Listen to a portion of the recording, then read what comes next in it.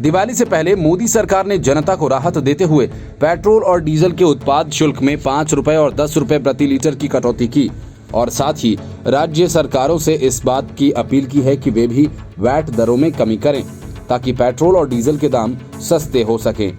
मोदी सरकार की इस अपील पर कई राज्यों ने अमल किया, लेकिन कई कांग्रेसी और टीएमसी और लेफ्ट फ्रंट सहित दूसरे विपक्षी शासित राज्यों ने ऐसा करने से इनकार कर दिया और उनकी जगह तेल की कीमतों को लेकर सियासत करने लगे।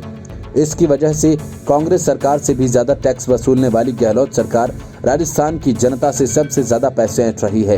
यही हाल ममता बनर्जी का भी है।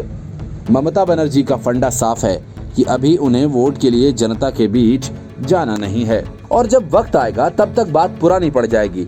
इसी वजह से ममता बनर्जी ने 2 टूक शब्दों में वैट दरों को कम करने से मना कर दिया। ममता सरकार के मंत्री कुणाल घोष ने भी कुछ ऐसा कहा जिससे साफ है कि टीएमसी बंगाल की जनता को कोई राहत देने के मूड में नहीं है।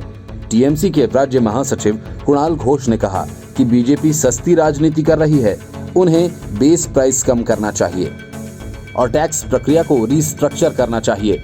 केंद्र सरकार राज्यों से ज्यादा टैक्स शेयर्स लेती है ताकि बीजेपी शासित राज्यों के घाटे को कम किया जा सके।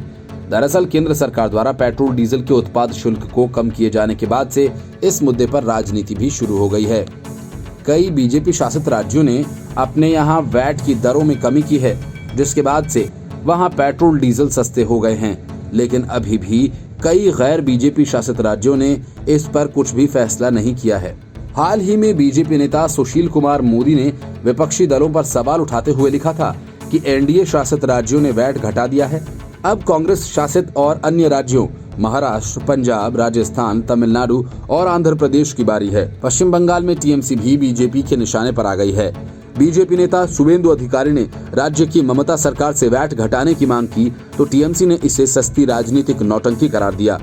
भाजपा विधायक और विपक्ष के नेता शुवेंदु अधिकारी और दिलीप घोष समेत विभिन्न भाजपा नेताओं ने ममता बनर्जी की सरकार से भाजपा राज्यों की तरह पेट्रोल डीजल पर वैट घटाने के लिए कहा था। Bureau report, news of India.